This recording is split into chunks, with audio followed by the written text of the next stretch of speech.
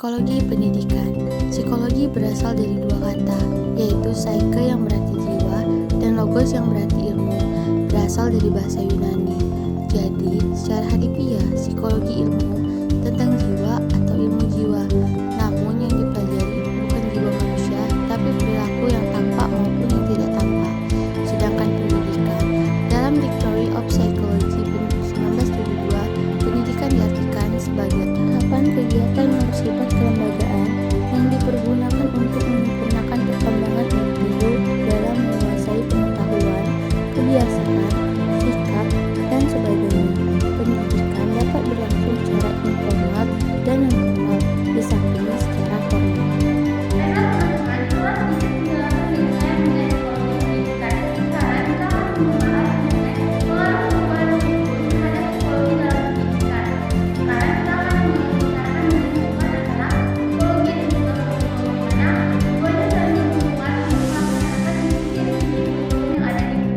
Sebelum membahas hubungan antara psikologi dan kurikulum, saya akan membahas mengenai psikologi dalam pendidikan terlebih dahulu. Seperti yang kita ketahui bahwa teknologi di zaman sekarang berkembang semakin pesat. Dengan pesatnya perkembangan teknologi dari ilmu pengetahuan, maka perubahan-perubahan besar terjadi pula dalam bidang pendidikan. Kurikulum sering kita dengar sering direvisi. Tujuan pendidikan sering mengalami perubahan kelulusan. Metode mengajar mengalami perubahan. Sumber serta fasilitas belajar sering mengalami penambahan. Hal itu semua tidak lain dalam usaha meningkatkan mutu dan layanan pendidikan. Sedangkan dalam psikologi, semua orang terlibat di dalam proses pendidikan perlu mengarahkan perhatian kepada sifat dan hakikat peserta didik, sehingga pelayanan pengajaran membuahkan pribadi-pribadi yang berkembang secara wajar dan efektif. Dalam hal ini, penerapan psikologi, terutama psikologi belajar, memerlukan pemikiran yang mendalam agar pelayanan atau perlakuan terhadap siswa atau peserta didik sesuai dengan sifat dan hakikat peserta didiknya. Selanjutnya, hubungan psikologi dan kurikulum. Seperti yang telah kita ketahui, psikologi merupakan ilmu yang mempelajari tentang jiwa manusia yang meliputi tingkah laku manusia, hubungan antara manusia, fungsi mental, dan proses mental manusia melalui prosedur ilmiah. Sedangkan kurikulum adalah kurikulum merupakan keterangan atau suatu sistem rencana dan pengaturan mengenai bahan pembelajaran yang dapat dipedomi dalam aktivitas belajar mengajar.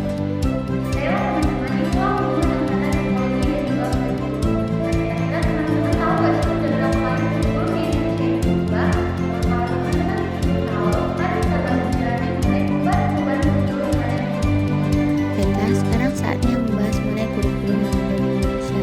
Yang pertama adalah kurikulum 1947 atau Rencana Pelajaran 1947, di mana kurikulum ini dibuat 2 tahun setelah proklamasi kemerdekaan. Saat itu Indonesia masih bergejolak karena agresi militer Belanda dan Sekutu, serta terjadi sejumlah pemberontakan.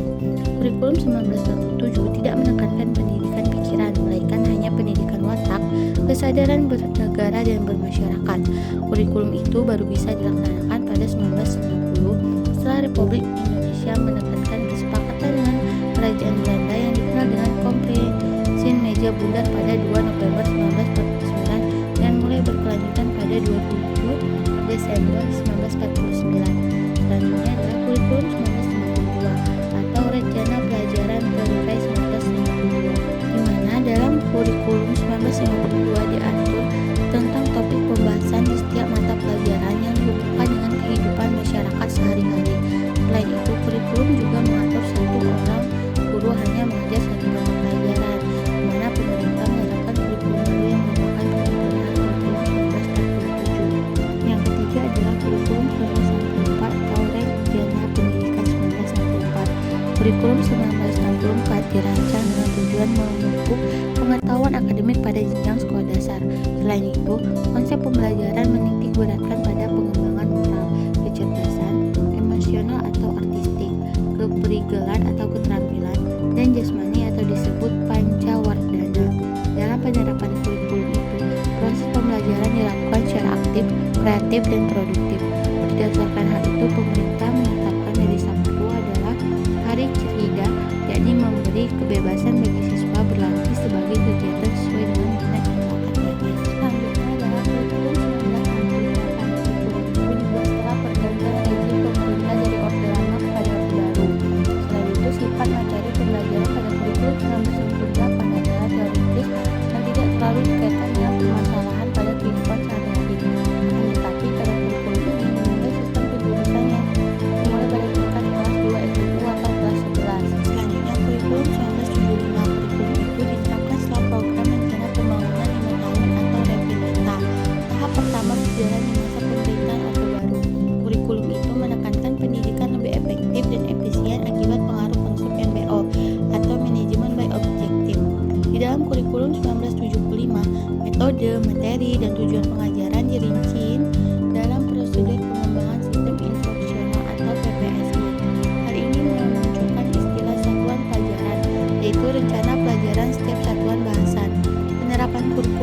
ramai dikritik oleh para guru karena mereka akhirnya terlalu sibuk menuliskan perincian dalam setiap kegiatan pembelajaran.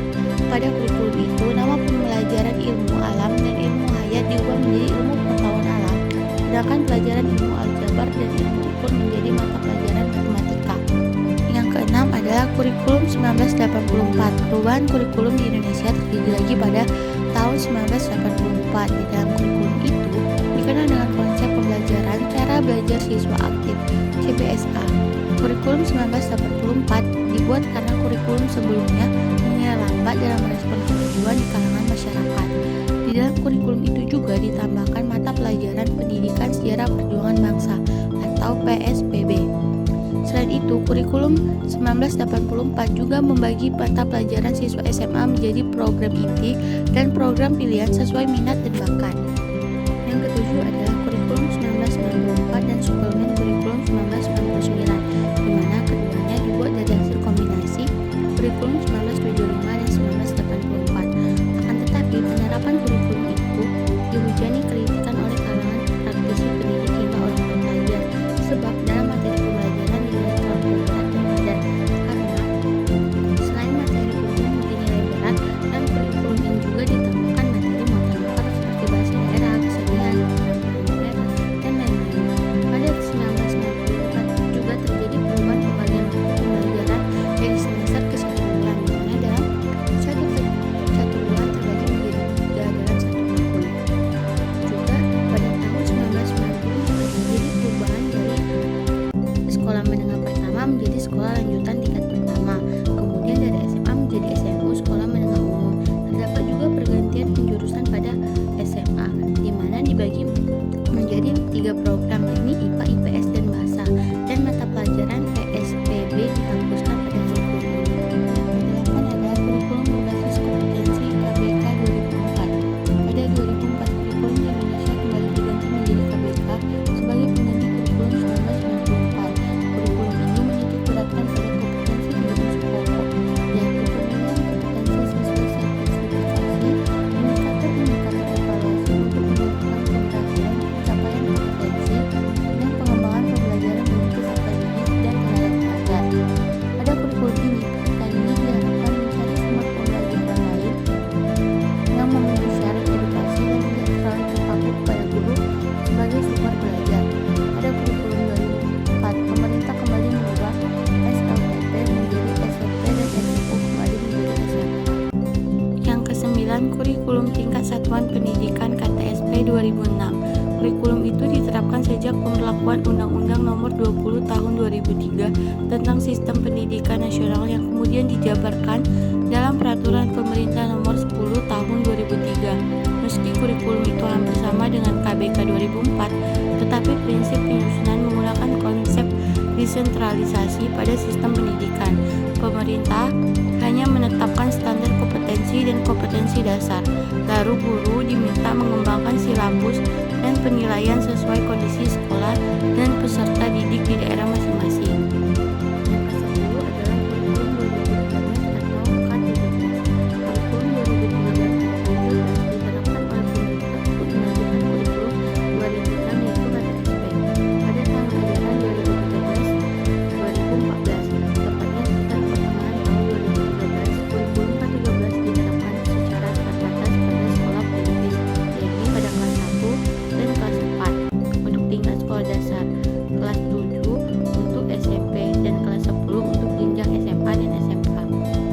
Sedangkan pada 2014 kurikulum K13 sudah diterapkan di kelas 1, 2, 4, dan 5. Sedangkan untuk SMP kelas 7 dan 8